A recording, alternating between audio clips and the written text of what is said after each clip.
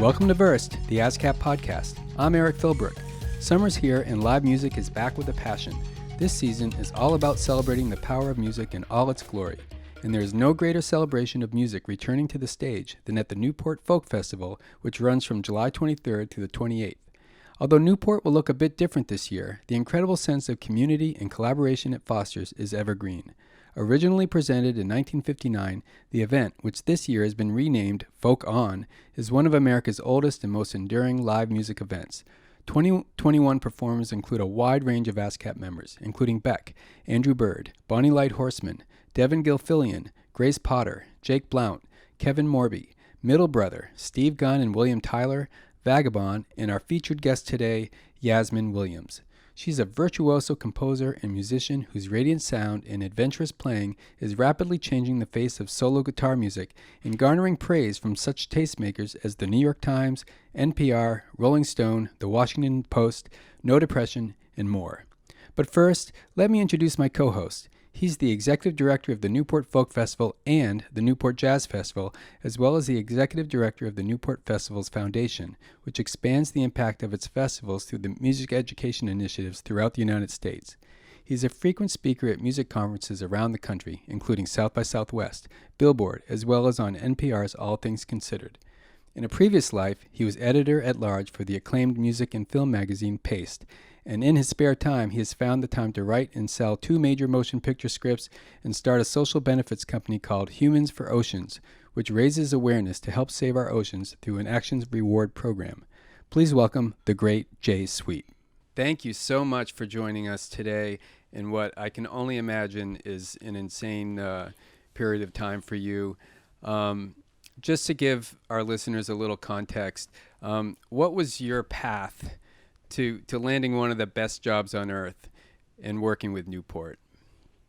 Thanks, Eric. I don't know how long this podcast is. I don't think I could. I'm not one to be succinct. It's really not in my nature. I basically came from the world, strangely, of locations for major motion pictures. The Farrelly brothers of Dumb and Dumber and Something About Mary were really my patrons, and strangely Jim Carrey and very fortunately Bill Murray were the people that gave me the inspiration in working with them on films to stop doing film and start doing music. The next kind of stop from that was really working with as the editor-at-large for Paste magazine. Yeah. And then that kind of led to doing a bunch of music supervision, which ended up doing, everything from cat food commercials to working with like Snoop Dogg on AT&T commercials and getting to work with some of the greatest artists that I love tremendously, and helping them find added income when sales of CDs and cassettes, if you remember those things, kind of bellied up. I became this kind of patron saint of added, economic stimulus for artists that were looking to kind of ride the wave of music licensing.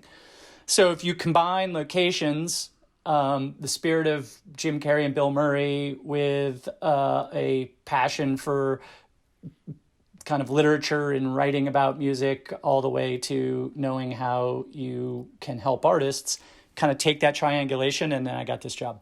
Cool. That's about as succinct as I've ever given an answer to that. Well done. Thank you. So how long have you been at Newport now? I formally started in 2007 as a let's just call it what it was, as a consultant, and to figure out how to make it better. But I kind of touched it, had a little bit of my fingerprints on it in 2008. And ever since then, it's gotten progressively more about my DNA and my team's DNA. Well, you've certainly taken it to new heights. So there are music festivals, and then there are the Newport Folk and Jazz Festivals. Everybody uses the word magic to describe them. In your estimation, why are these events so magical? Because if you look at every other music event in the world and invert it, take the opposite of it, and that's pretty much what you get. I was talking to somebody yesterday about how, Harvard Business or Stern School of Business should do a thing on how not to run a business, and they would use Newport as a model.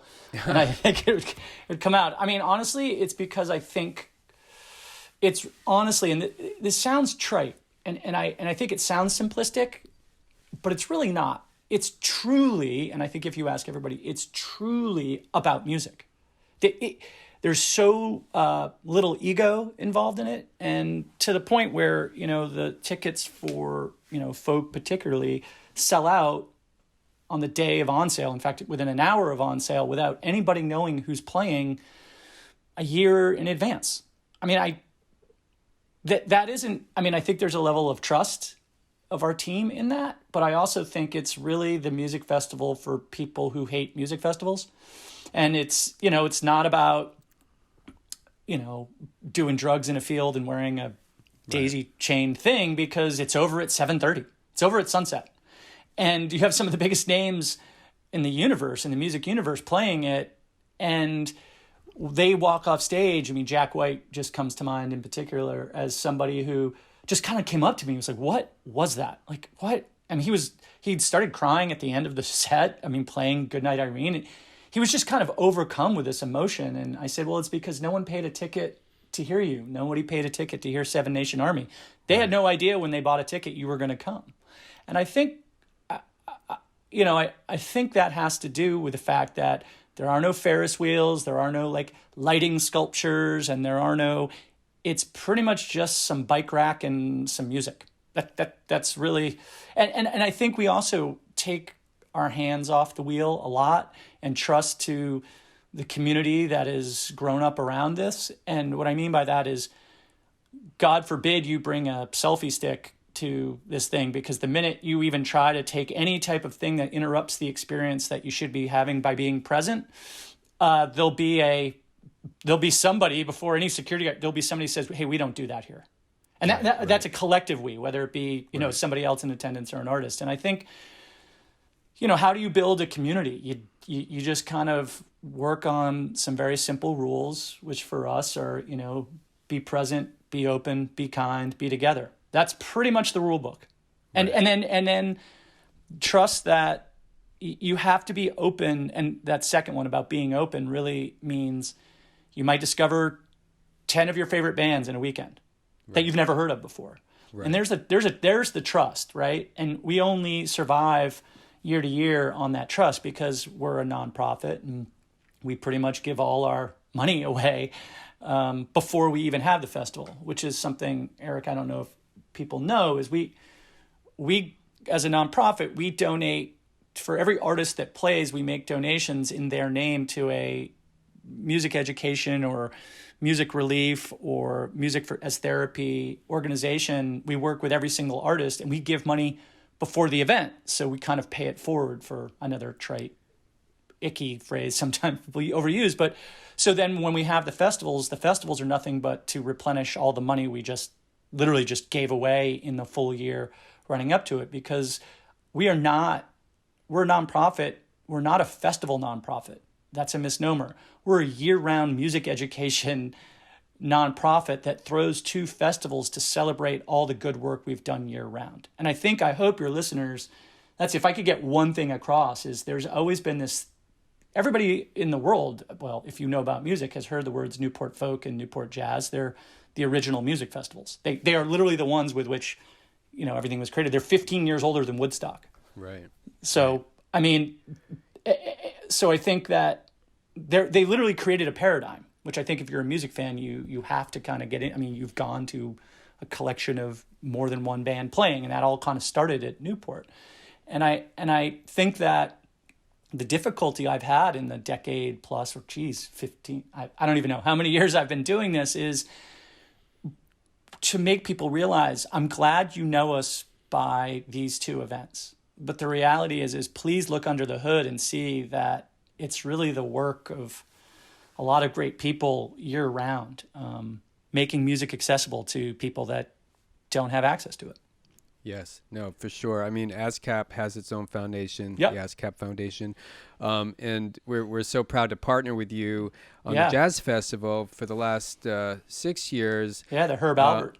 Yeah, the Herb Albert Young Jazz Composer Award winners. We've chosen one of those winners to perform at the Jazz Festival, and you know, last year, of course, they weren't able to perform, but we've got the last 2 years award winners that will be featured on the Newport Festival site as part of your sessions, which has been a great series of stuff. Thank you for that. That was a real labor of love, right? To help provide music education by using our relationships with artists to create music education for those kids that had to learn through this medium, which is not easy to do. Right.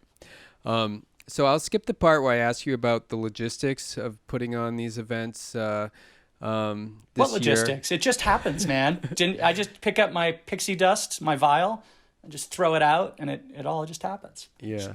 So I've been to several folk and jazz festivals, and I've watched you on stage speaking to the audience and introducing artists. I know you are an emotional guy. Yes. How are you holding up as you prepare to get back together with your family this year? I am an emotional guy. I'm not going to hide that. I think I've been riding the two waves between bawling and laughing, and not a whole lot in the middle. Mm-hmm. I've been riding this true roller coaster of emotion. Every day seems to deliver either this crushing emotional defeat or this unbelievable celebratory jump for joy type of moment. I'm kind of just hoping to at one point level out. Mm-hmm. And I think that will happen once that first note is played. I think there'll be a cathartic release. I mean, truthfully, I know there's been some shows, and of course there's been shows, but I mean of a festival of, I don't want to use the word stature, but when the first note of Newport is played, it will really be the first coming back of any kind of brand known name festival back.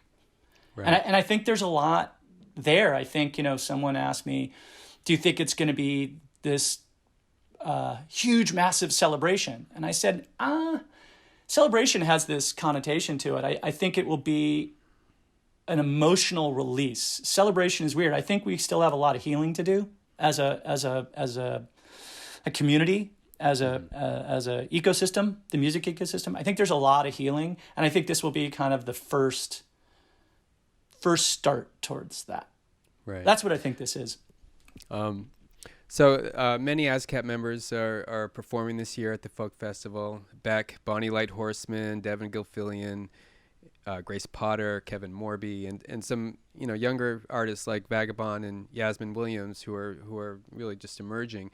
I mean, one of the hallmarks of the Folk Festival is this melding of the past and the present and the future, and some of the best moments are when those folks share the stage, and an older artist might pass the baton and share a moment with younger artists. How does it feel to sort of like bring all these people from different diverse backgrounds and levels of their career together into this common playing field?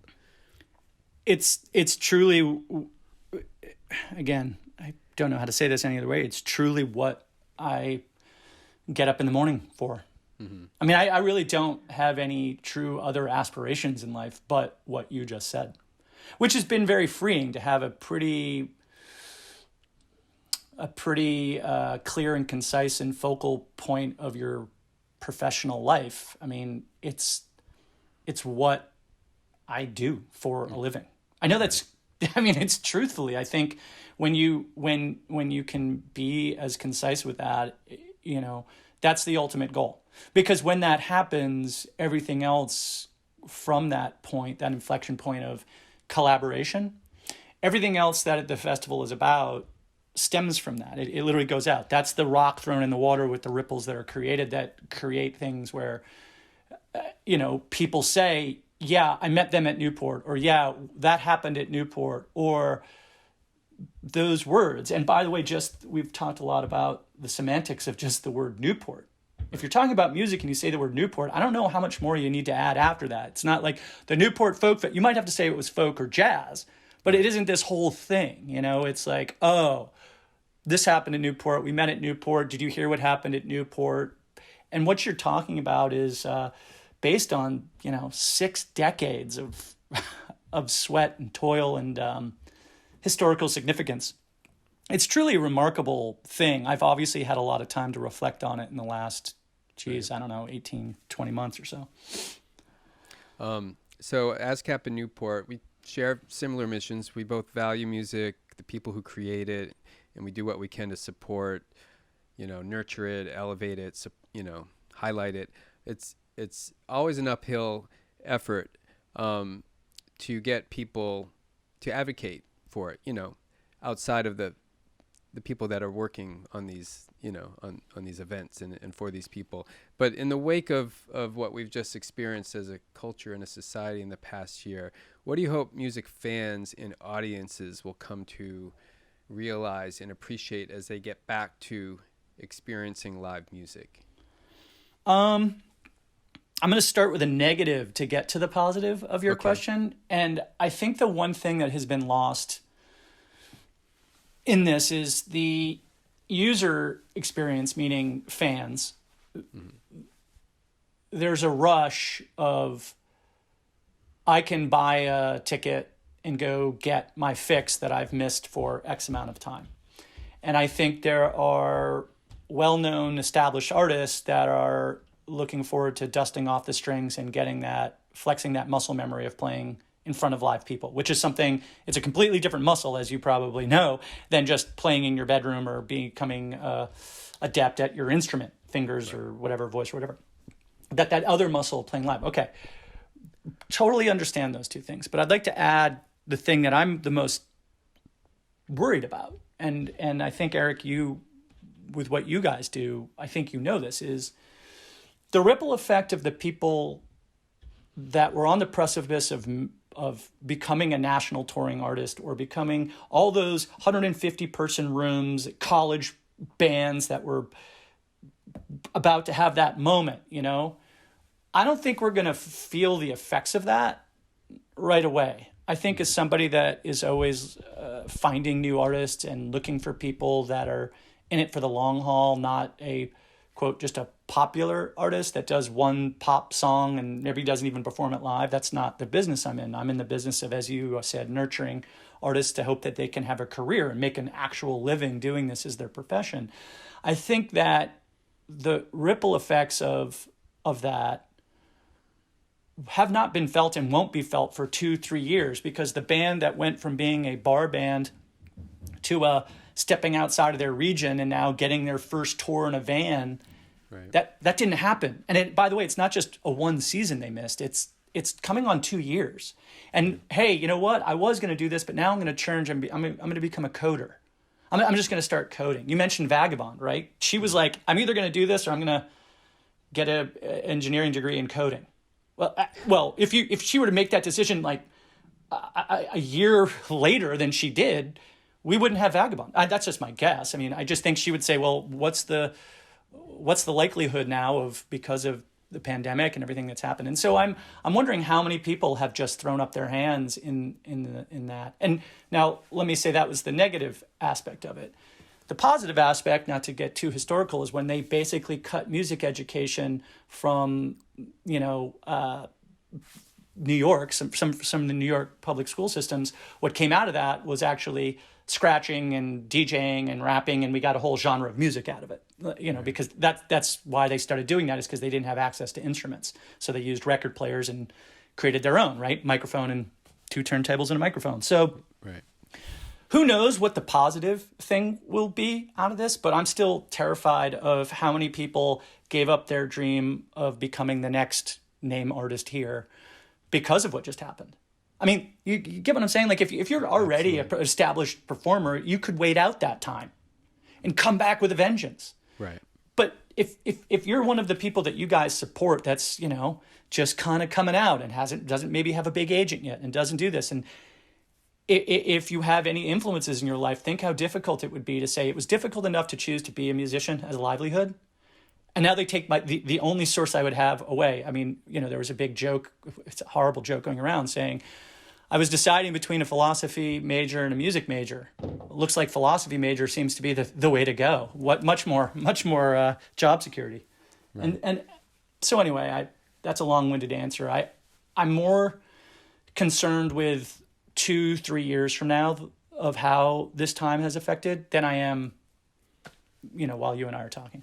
Right. And what I hope, to answer the question succinctly, what I hope is that people realize that if we don't proactively put some funding into continually giving access to music education, right. I think the people that use music as a tool for enjoyment or sorrow, or use music as a healing mechanism, whether you listen to it, I hope people invest in that.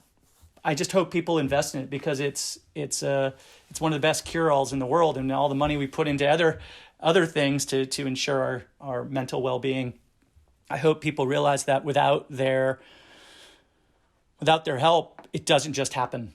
Right. It doesn't just magically happen, Well, hopefully the Newport Foundation, the ASCAP Foundation, all these organizations that are in that space, we'll see this as an opportunity to, spread the word a little bit more and get more people involved in supporting the arts and in music in particular. So on a final question, I follow you on Instagram, and I saw a picture of you wearing some Star-Spangled sneakers. What's the story behind them, and how are they holding up? I bought them. It's funny. I was 14. Oh, jeez. I think that's right. I think I was 14, and I somehow convinced my parents to let me take a Greyhound bus from Boston down to New York to go see REM, which it was, I think, it was at Radio City Music Hall. Mm-hmm. And I was 14, and I went to Astor Place, and I got a mohawk haircut, like a true shave, bald with a massive, right, Clash style, London style mohawk. And I bought those actual pair of those shoes, and I wore them to Radio City Music Hall, jumped into the pit, and there's a tape someplace of Michael Stipe looking down. Me and like 6 or 7 friends were in the orchestra pit, which was like 8.5 feet down, and you couldn't, by the way, stupid move, because couldn't hear or see the thing. We could hear right. We could hear Mike Mills's bass thumping and Bill Berry's drums thumping. We're in this music pit, and I'm just sitting there just going like, well, we can't, how to get out? So we're dancing. And by the way, Michael Stipe was like, that drawl, I can't do a Southern drawl, was like, look at all these guys down there. They seem to be having a good time down there, but I don't know how they're going to get out, but we're going to play this next song for them. And it was like this most magical experience that I'd have as far as the most freeing thing. And afterwards, the only way to get out is they had to open up the orchestra door into the backstage, where I saw Peter Buck. And I went over to Peter Buck, and I was like, hey, man, I worship you. And he looked at me and goes, don't worship me, I'm just a schmuck. And I was like, no, but I'm your biggest fan. And he looked at me being 5'9" and was like, hell, man, you ain't that big. And it was one of those things. And I think, so I had those shoes and I wore them. And then when they started to get fading, about to fall apart, I was like, I don't want to ever get rid of these things. So I put them away, and I only bring them out on the 4th of July.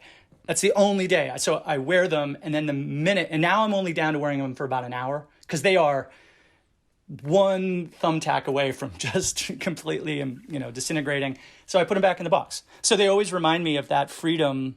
That's my idea of that first idea of what freedom can do for you in music. And I wear those shoes one day a year on the day that we're supposed to be celebrating freedom. But I celebrate it in a little different way. My freedom that I'm celebrating is a REM show when I was 14 and bought those shoes thinking they were by far maybe the coolest person in the entire world. Well, so maybe it's still working.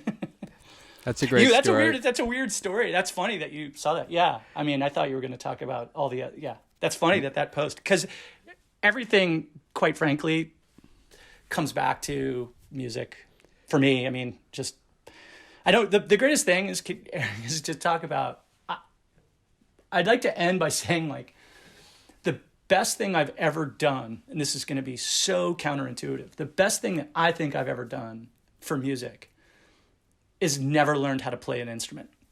And my whole life is to try to help people to play their instruments and make a living. Because to me, without knowing other than, a G or a C or a D, 3 chords and the truth kind of thing, is like, it's all alchemy to me. It still is so magic. You keep using magic and pixie dust. Well, I think that comes from the fact that I don't know how they do it. I don't know how musicians use what seemingly looks pretty simple to create such grand emotion. And I think that the best thing I ever did is not learn how they make the sausages. I just like to eat them. Well, those are beautiful words, and you are creating music. You're creating moments, like your REM story, for people to just, walk away from, transcendent, yeah, I do it for the nod. People ask, why do you do it? And it's a nonprofit, so it's certainly not for the money. It's for the nod. It's for the nod. It's for the catching someone's eye in the audience, or walking around, or in people waiting in line before the gates. I go over and walk them and hang out with all the people that have been in line for like 2.5 hours to get in. And it's not the verbal communication. It's the looking at somebody who's doing the same air guitar move I am to Nels Cline. I'm looking at your Wilco poster.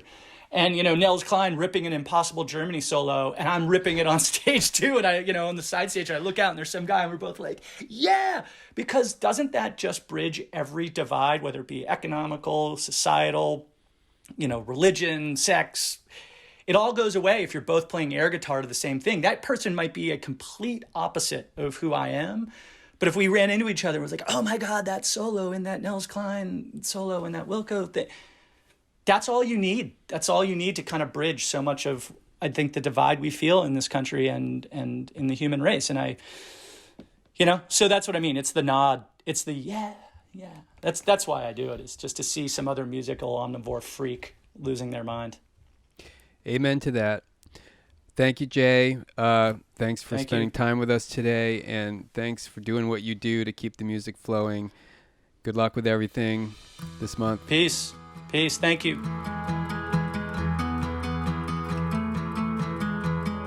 In 2015, ASCAP Foundation President Paul Williams and Newport Jazz Festival founder George Ween launched a partnership to benefit emerging jazz musicians by presenting performances each year by one of the recipients of the ASCAP Foundation Herb Alpert Young Jazz Composer Award on the festival's Storyville stage. Performances by the 2020 and the 2021 award winners will be featured as part of the Newport Festivals Foundation virtual session series later this year at newportfestivals.org/sessions. For now, you can check out performances and tutorials by other great ASCAP members such as Adrian Lenker, Ben Harper, Grace Kelly, Gregory Porter, Branford Marsalis, Phoebe Bridgers, and Courtney Barnett, and many more. Praised by the New York Times as one of the country's most imaginative young solo guitarists who is breaking with the form's stoic traditions, Yasmin Williams is a wonder to behold. As a young girl, she mastered the Guitar Hero video game even though, as often the only black student in her public school class, she didn't know the Beatles or heavy metal existed before the game. Years later, she now represents a new generation of solo guitarists who are breaking the long dominant mold of much revered artists such as John Fahey, and who are capturing the attention of audiences moved by the power of players who sound as different as they look. She recently released her second album called Urban Driftwood to great acclaim and is set to make her Newport Folk Festival debut this week. Now, here is ASCAP's Sarah Feingold in her conversation with the talented Yasmin Williams.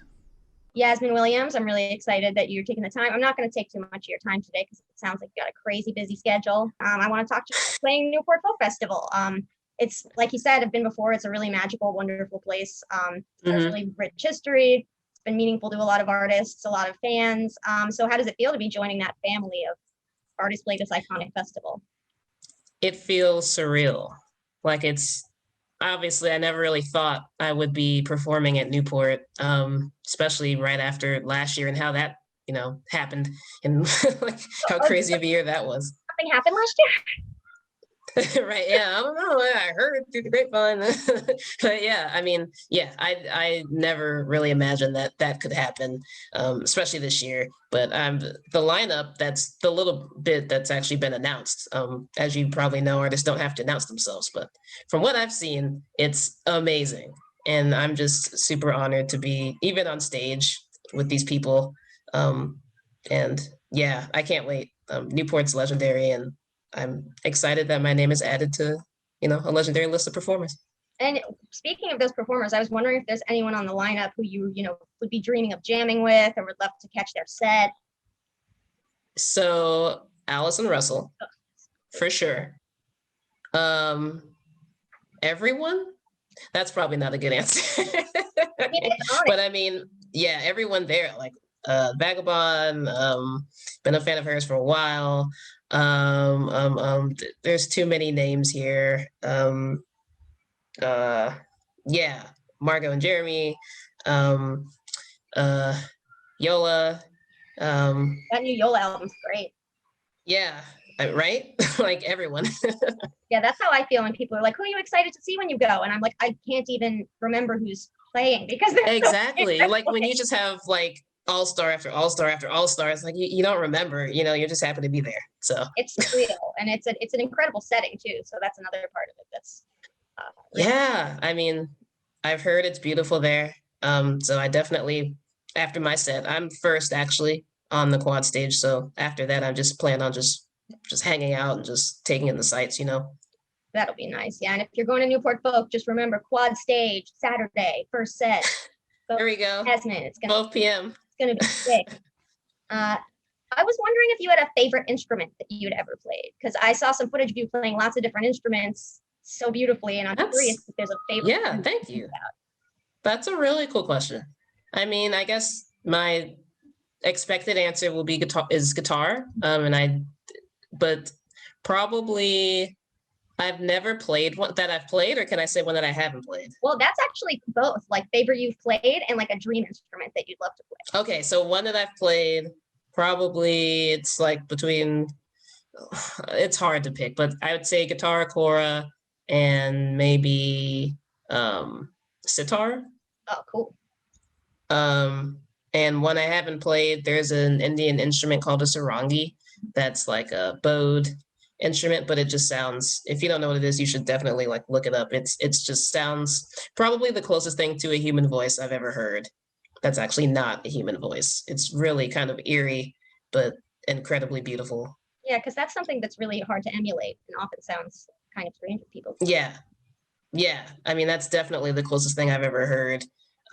It's basically like it doesn't look like a violin, but it kind of sounds like one, like imagine like a violin, maybe a little more like a viola.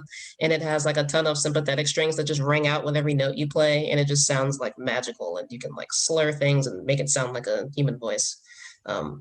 That's probably my favorite instrument I haven't played. Getting even more specific, do you have like a favorite, like one of those instruments, like a favorite guitar model or something that you played that you're like, this is a crazy instrument, I'd play this every day if I could? My guitar. Yes. There we go. I have a custom Skytop guitar that it's my dream guitar, and I play it not every day because I'm lazy, but I would play it every day if I wasn't lazy. But yeah, it's probably my favorite like model of an instrument. Oh, that's incredible. Yeah. What a thing to have the thing that is the ideal instrument for you.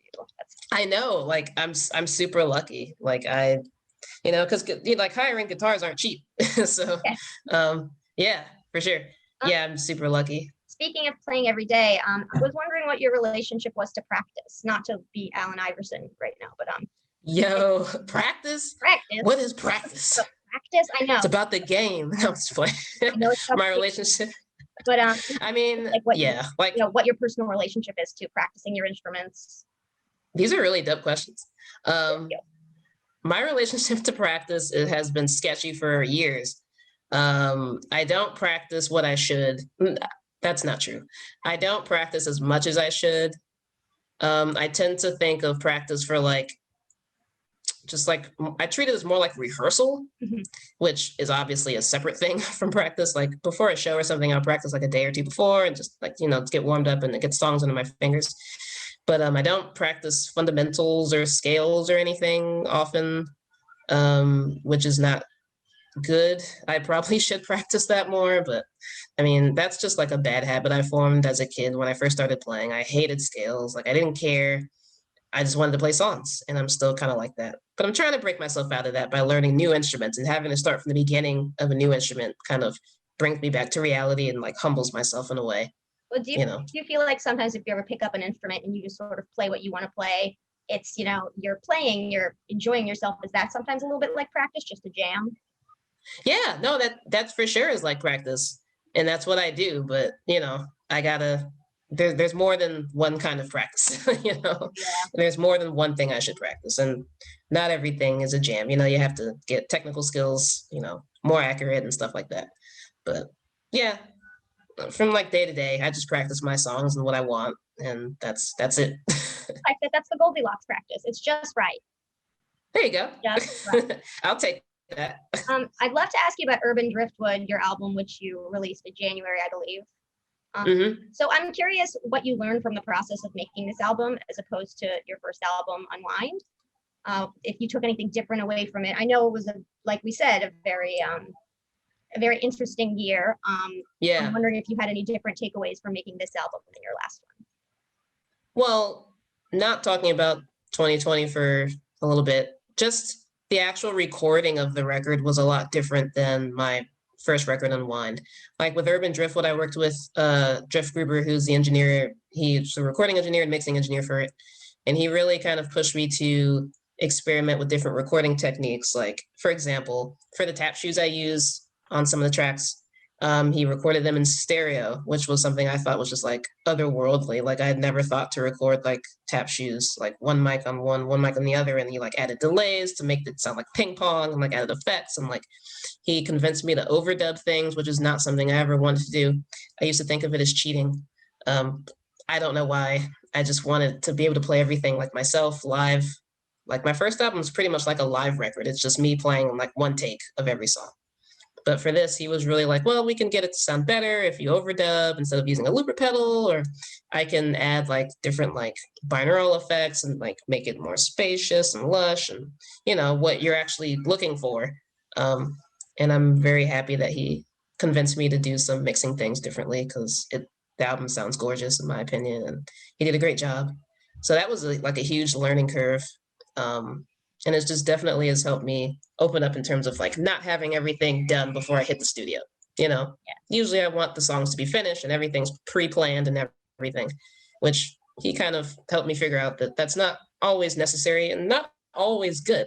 A lot can come out of experimentation and trial and error and seeing what happens. So that's probably the biggest like takeaway. But yeah, this record is definitely like going back to 2020. I don't know how I finished it really.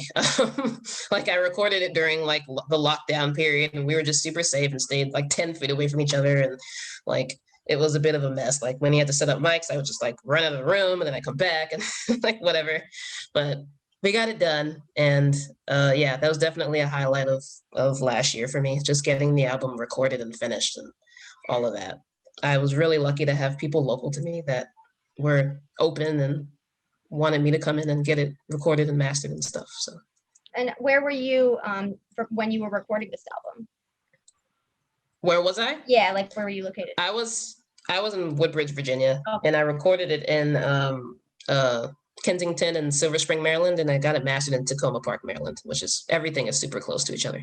Oh, very good. Yeah. And as far as the process of making the album, what's the kind of stuff that you find comes really easily, is really exciting, you like doing, and what's the stuff that you find is like kind of hard and you're like, I can't believe I have to do this, but it's part of it. Yeah. I think for this record, some of the songs, like the songs that I made using a looper, especially like the track Urban Driftwood, it was a bit nerve-wracking because a lot of the parts loop and I wasn't sure like how long to like loop it because I wasn't using a looper pedal, like everything was overdubbed. So like sometimes I would kind of, I don't know why that was nerve-wracking. It really wasn't that big of a deal, but I'm kind of a perfectionist, so I wanted everything to be like timed perfectly. But really, I've enjoyed all of the process. Recording only took 2 days. I finished 6 songs in a day and finished the other 4. Well, it took 3 because I brought in the guest artist one day too, which was amazing. That was so much fun. Not having to do everything myself and bringing in people who are better than me at what they do to enhance the track. But yeah, basically like 99.9% of the recording process was amazing. And just not even recording, just everything, like mastering, mixing, everything was great. Super easy, 10 out of 10 experience. Had you been similarly hands-on with that stuff for the last album, or was this sort of new thing? So really it was like the first record I was hands-on, but not like, I didn't know as much maybe about like what mastering was or why it was relevant, or like I didn't know that much about mixing or whatever to like be as hands-on as I was in the second record. Like in the mixing sessions for Urban Driftwood, I was sitting there with Jeff and we would go over things and I would hear things and tell him like what frequency or whatever. But for Unwind, it was really just like I kind of left it up to the mixing engineer and he sent me stuff and I was like, yeah, that's cool. But for both albums, I was really hands-on, obviously, in the recording process and making sure tracks were good. And I just would re-record a lot of things on Urban Driftwood over and over again just to get like the perfect take, or as perfect as possible, you know. You mentioned the people you brought on, the guest musicians. I was wondering if you'd like to shout some of them out and talk about what they thought that was special to the table. Yeah, so on the track Adrift, I brought in an old orchestra teacher at my high school. Her name is Taryn Wood. You right? Yeah, she was like, I asked her if she wanted to be on the record and she was like, oh my God, yeah, of course. She technically taught me guitar. I took her guitar class, even though I was like an aide. I wasn't learning anything. I just was helping her with the class. But yeah, she was on the record and she played cello and I wrote the guitar. I wrote her part out and she just learned it. We rehearsed a little bit at our high school, actually. We have like a really reverberant bus tunnel that sounds gorgeous. And she came in and knocked it out in like an hour or less. And then Amadou on Urban Driftwood, that was amazing. So I sent him a rough sketch of what I wanted the drum track to be, a very basic thing, because I don't play drums. And he, well, I don't think I do.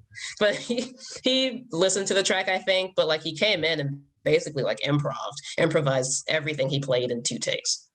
So he's playing 2 different drums and like, I think it may have been 1 or 2 takes of each. And we were out of there in like 20 minutes. Like he was incredible. Like he would ask me for direction and I wouldn't know what to say because I'm just like, just do what you want. I'm not skilled. You got it. So he came up with all of that. And both of those experiences were really amazing and just taught me like collaboration is good. I don't have to be solo all the time. And for my next record, I definitely want to invite more people to come in and, you know, just make my songs sound better than what I can do, you know? Yeah, I know you just made this last record and released it in January. Have you thought at all about what you want? I know you said you want to bring more people in, be more collaborative. What are you thinking for your next project? I have like 8 track sketches done already. It's a different vibe. It's the same vibe, but a different vibe. You know, like if you listen to it, you know it's me, but like there's more going on. I recently got, like Amadou gave me a calabash drum, which is basically like a calabash gourd, which is what you see in the kora. It's like the big part of the kora. And I was using that on a couple of tracks and like learning how to play that. And banjo I'm using on a couple of tracks. I'm teaching myself how to play that. I recently got a hammered dulcimer that I'm trying to teach myself. And I just want to invite like maybe vocalists or like rappers, or my mind's all over the place really because I'm listening to tons of different styles of music. But yeah, the next record's definitely going to have more people and you know, we'll see where it goes. But I mean, I'm really excited and I'm writing a ton of music, which is weird. I usually don't write music this quickly at all. And the inspiration is flowing. That's a great thing. So it sounded like you recorded your album in the Northern Virginia area. And if I remember correctly, you're from Northern Virginia? Yeah, I recorded in like Maryland, like, you know, the DMV area. Yeah. We're all neighbors. But yeah, I'm from Northern Virginia. So I was wondering if, you know, growing up there, discovering that you love music, I know you mentioned your teacher, but who were some of your other important influences? And what do you feel like connected you to music while you were growing up there? Well, I remember I played clarinet. I started in fourth grade, I think, third or fourth grade, and I played for 15 years after that. That was like my first musical thing. But yeah, I remember singing in church as like a super small kid and enjoying that, and then starting clarinet. And I just, music was all around. I mean, my parents played music every day, especially my mom. We'd always sing in the car, me and my older brothers. My dad always had his old, like super old go-go tapes. Go-go's like a regional DC style of music. And he'd play those. I didn't like those, but they stayed with me. Like I love go-go. I didn't like what he played, but I like go-go. We'd listen to everything, like R&B, smooth jazz was huge with me and my mom, especially rap music. Yeah, R&B, soul, go-go. When I was older and exposed to rock music through Guitar Hero, the video game, I played that a lot. And that's what got me into guitar. Yeah, just music was everywhere, really. I couldn't escape it, and I didn't really want to. I love that. So when you imagine people listening to your music, what would be ideal for them, for you to take away from it, for them to feel, for them to... Yeah, I think the words that come to mind are relaxed, meditative, reflective, things like that. My music's not really aggressive or harsh or anything. Probably the most like aggressive track I've written might be Urban Driftwood, which is just not even, it's a very meditative like thing. But yeah, I just want people to feel refreshed and like happy after they, listen to a track of mine. Just because we could use more of that. I think there's a lot of negativity in the world right now, and just music is really one of the few things that can, even for a few minutes, it can make you feel, it can put you in a headspace that's calmer and better. So I'd like my music to do that. And what are some things that do that for you? I know it's been hard for us to take care of ourselves this year, but what are some things that make you feel good, that make you feel like you're taking care of yourself, that make you feel centered? Yeah, music. I listen to music constantly throughout the day. Whether playing or listening, whatever. Also, like going for hikes, just being in nature, love that. Recently getting into cooking, which is dope. Got to be healthy. Well, not all the time, but I try to. And yeah, other stuff. I'm reading more now, which is weird. After I graduated college, I kind of got tired of reading since I had to do so much. I took like 9 classes a semester, so it was like a ton. Yeah, music majors have to take a ton of classes. Yeah, but I'm starting to read more again and really enjoying that. And yeah, I mean, I guess 2020 I was forced to figure out like things to do since I couldn't really go out. So those are like the 4 things that I enjoy doing the most. And what are some things in this past year when you were, figuring out things to do? What are some things that you discovered that you were like, oh man, this is great, and I'm happy that at least I got to discover this? Like for me, I've been watching Golden Girls. Like we started watching Golden Girls. Yes. I mean, I always watch Golden Girls. I always watched that since I was a kid. I don't know what we were doing. It's like, I don't know either. That show is a vibe. I mean that. No, I'm just kidding. I don't know. I already said music. Like, I wrote a ton of music last year, so that's kind of the main thing I was doing. That's how my album got finished. But I don't really watch much TV. I don't know. I'll just say music, playing music. That's most of what I was doing anyway. So. And speaking of cooking, what have you been, getting into cooking? What has that been looking like? Do you have a specialty? I can make a mean mac and cheese, like baked mac and cheese. Breadcrumbs on top? And no, not necessary. If you have like good cheeses, you don't need to add extra stuff. Like 4 or 5 different cheeses, and you're good. All right. But breadcrumbs sounds good. I could try it. Yeah, no, it is good. Sometimes you need a little carb on carb. If you don't have enough carbs with your pasta, you add extra. Yeah. I'm trying. All right. Well, thank you so much for taking the time to talk to me today. Yeah, this was cool. Thank you. It was great to hear a little bit about your music, and Quad Stage at 12 on Saturday at Newport Folk Festival. Yes. Very excited. Yes, be there. I hope you have a great time. I hope I hear on Newport Folk Radio about how you jammed with every single person at the festival. That would be dope. Thank you.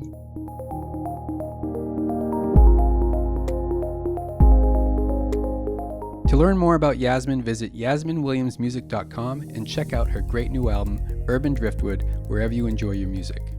It's summertime, and the learning's easy with the ASCAP experience. For our sweet 16th year, we've been bringing you an all-new slate of programming to help you amp up your creativity, polish your music-making skills, and better understand how the money flows in the music business. Here's a clip from our recent sound advice panel called What They Don't Teach You in Music School, which featured 3 of today's most exciting British composers of music for film and TV, Isabel Waller-Bridge, Sagan Akinola, and Ruth Barrett.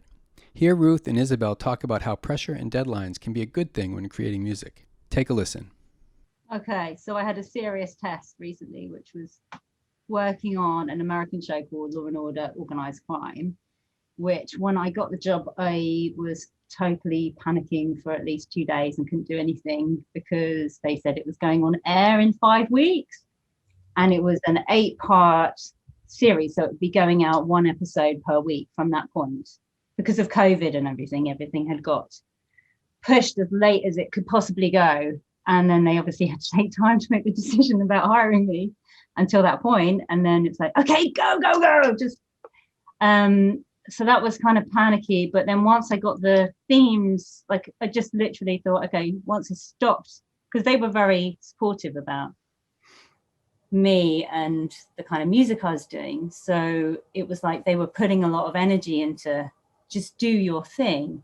You know, we just want you to create something that you feel you're feeling for the show. And they also liked something I'd done before. So they put it in as temp. And I thought, you know, this isn't really cutting it as the temp score. But that was quite exciting in a way, because I thought I could definitely improve on it, as opposed to being faced with some gargantuan Hans Zimmer score all over it. And you're going, okay, how can I possibly get to grips with that? It was kind of like an open field. So in a way, I just got stuck in with it, and nailing some of the themes early on made it easier to meet the deadlines later, because they just coming thick and fast. So the last episode was like 4 days to do 1 episode, the finale. Wow. Which you'd think by the time you get to an episode 8, you'd be, oh, I've got all the themes now, I just move them around, which I kind of thought stupidly, and then went to the review and it was like, this ain't working, you know, and this ain't working. And I literally came out of it and I cried, because I felt like I can't do this in 2 days. But then I just slapped myself on the face and said, come on, you know, this is cool. Actually, because he was so direct, I just thought, okay, I know what to do. Just head down and get it done. And literally just don't sleep or anything and just get it done. And I did it. So it's like panic, then don't panic, then be calm and feel the belief that if they believe in you, then you can do the job. You know what I mean? I don't know if anyone else feels like that. I totally agree. I think it's like panic, hope, panic, hope, and then like you get it, like that seems to be like the pattern. Panic, hope, but more than hope, like kind of belief. Yeah, exactly. Panic, hope, belief, and then maybe you could get it done. That sounds like a really intense. It was more intense than anything I've ever done before. But actually, it was really cool as well.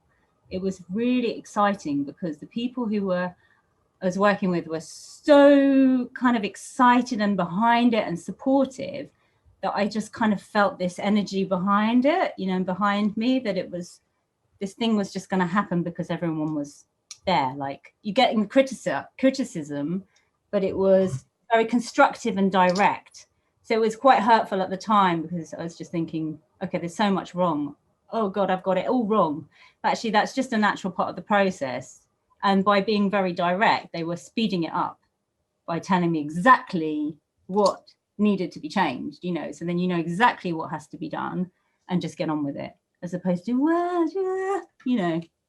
Do you think, Ruth, that if you'd had more time, the music would have been like different, you know? So, or do you think because you had like, you just went like instinct, this has got to be the idea, and the first idea kind of, or sometimes, because I sometimes think that because when the adrenaline is going so, you know, it's like So such fast, a, yeah. that actually those ideas are good ideas, and you're like brave with things. I think sometimes that's absolutely right. You kind of go into this kind of super drive state, like kind of hyper focus or something, where you are flying by the seat of your pants, but because you've done all the homework in the beginning and you've kind of invested in the material and you've got these big ideas about not big ideas, but you know what I mean? You've found your ideas for the show, and it's just about pushing it to this extra level, you know. And then I think sometimes it's just like, it's like having a Bunsen burner up your ass. It's sometimes it's just that energy that you need to kind of prepare. I mean, I'm saying if I had more time, I don't know if I'd written anything better, basically. Don't miss our next ASCAP Experience session on July 28, featuring Grammy Award-winning songwriters Chris Stapleton and Dan Wilson in conversation on the art of collaboration. Visit ASCAPexperience.com for more information to watch past programs on demand. Well, that does it for this episode. Thanks to everyone who made this episode possible: Jay Sweet, Yasmin Williams and Sarah Feingold, Ruth Barrett and Isabel Waller-Bridge.